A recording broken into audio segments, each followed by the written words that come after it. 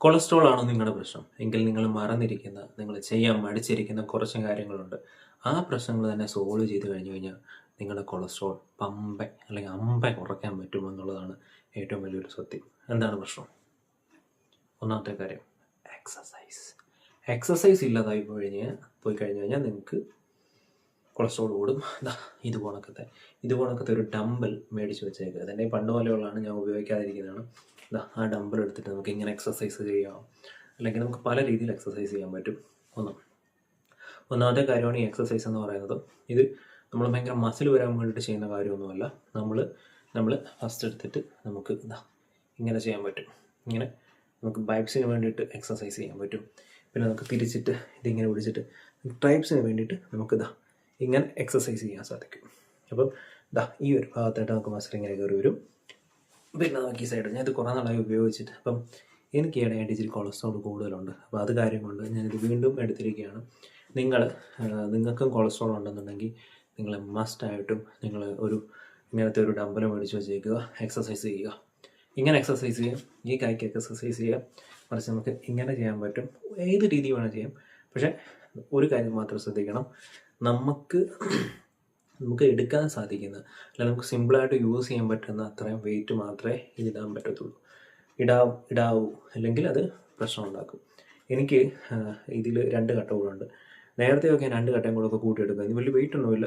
1 kg, 2 kg, 3 kg, 4 kg, പിന്നെ ഇതൊരു 2 kilo. Total 6 കിലോയേ ഉള്ളൂ. ഇതിൽ കൂടുതൽ എടുക്കുന്നവരുണ്ട്, കളിയാക്കാൻ നിൽക്കണ്ട. അപ്പം ഇതിൽ കൂടുതൽ നമുക്കിത് 2 ഘട്ടം കൊണ്ടുണ്ട്. 1 kg 1 kg ഞാൻ ഊരി വെച്ചിട്ടാണ്. ഇപ്പം ശക്തി പോരാ. പണ്ടൊക്കെ ഞാൻ എടുക്കുമായിരുന്നു, ഇപ്പോൾ അയ്യോ. അപ്പോൾ എടുത്തപ്പോൾ തന്നെ ഉണ്ടോ വേർക്കുന്നുണ്ടോ. അപ്പം നിങ്ങൾ എക്സസൈസ് ചെയ്യുക. ഈ സാധനം വെച്ചിട്ട് ഒന്നും വേണ്ട, കൈയൊക്കെ ജസ്റ്റ് ഇങ്ങനെ കറക്കുക, എന്തെങ്കിലുമൊക്കെ ചെയ്താൽ മതി. നമ്മുടെ ഉള്ളിൽ അടങ്ങിയിരിക്കുന്ന അല്ലെങ്കിൽ ചീത്ത കൊളസ്ട്രോൾ അത് പോകാൻ ഏറ്റവും ബെറ്റർ ആയിട്ടുള്ളൊരു സാധനമാണ് ഈ ഒരു ഡമ്പൽ എന്ന് പറയുന്ന ഒരു സാധനം. മനസ്സിലാക്കല്ലേ? ഓക്കെ, അപ്പം ഡമ്പൽ വെച്ചിട്ട് നമ്മൾ എക്സസൈസ് ചെയ്യുക. ഡെയിലി ഒരു 10 മിനിറ്റ് 15 മിനിറ്റ് നമ്മൾ എക്സസൈസ് ചെയ്യുക. അപ്പോൾ തന്നെ നമ്മുടെ കൊളസ്ട്രോൾ കുറേ മാറിപ്പോവും. ഏകദേശം ഒരു മാസത്തോളം നമ്മളത് ചെയ്യുവാണെന്ന്. ഒരു മാസമൊന്നും വേണ്ട, ഒരു 2 ആഴ്ച ചെയ്യുമ്പോൾ തന്നെ നമുക്ക് ചീത്ത കൊളസ്ട്രോൾ ഉണ്ടെങ്കിൽ അത് പോവുക തന്നെ ചെയ്യും. പിന്നെ രണ്ടാമത് ചെയ്യേണ്ട കാര്യം, നിങ്ങളുടെ ഫുഡ് ക്രമീകരിക്കുക.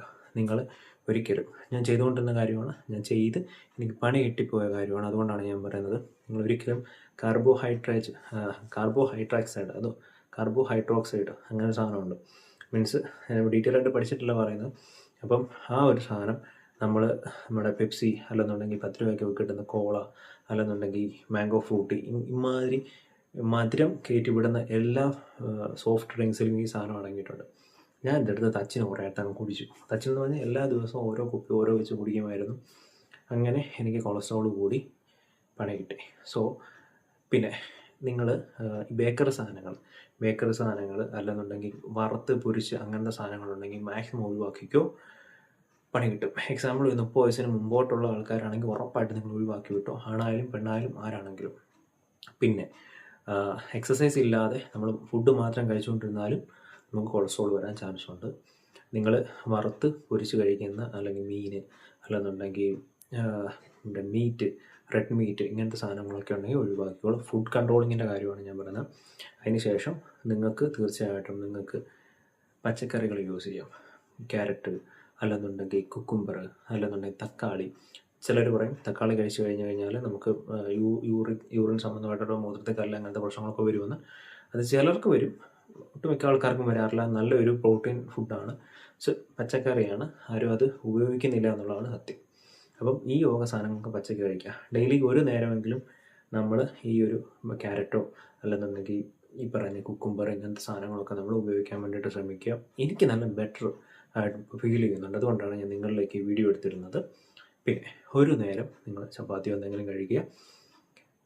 അരിയാഹാരം കഴിക്കണമെന്നുണ്ടെങ്കിൽ തവിട് ചേർന്നിട്ടുള്ള, മീൻസ് ഈ കുത്തരി പോണക്കത്തെ, കഴിവതും വെള്ളയരി കഴിക്കാതിരിക്കുക. ഈ കുത്തരി പോണക്കത്തെ അങ്ങനത്തെ ഫുഡ് ഉണ്ടെന്നുണ്ടെങ്കിൽ റെഡ് കളറുള്ള അങ്ങനത്തെ അരി കഴിക്കുക, നല്ലതായിരിക്കും.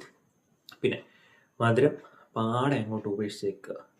മധുരം നമുക്ക് മോശമായിട്ടുള്ളൊരു സാധനമാണ്. ഈ മധുരം കൂടുതലായിട്ട് ചെയ്യുമ്പോൾ കാർബോഹൈഡ്രോക്സൈഡ് അങ്ങനെ എന്തോ ഒരു സാധനമാണ്, ഞാൻ മറന്നുപോയി. വീഡിയോ എടുക്കാൻ വേണ്ടിയിട്ട് ഞാൻ വീഡിയോ എടുക്കുന്നതല്ല, അതിനെപ്പറ്റി കൂടുതൽ പഠിച്ചിട്ടും അല്ല ഞാൻ ചെയ്യുന്നത്. സോ മധുരം മാക്സിമം ഒഴിവാക്കുക. മധുരം ഇട്ട് നിങ്ങളൊന്നും കുടിക്കണ്ട, ഒഴിവാക്കിയാൽ. പിന്നെ വറുത്തതും പൊരിച്ചതുമായിട്ടുള്ള സാധനങ്ങൾ പാടെ ഒഴിവാക്കി വിട്ടോ. പിന്നെ നിങ്ങൾ ചെയ്യേണ്ട കാര്യം എക്സസൈസ് നല്ലതായിട്ട് ചെയ്യുക.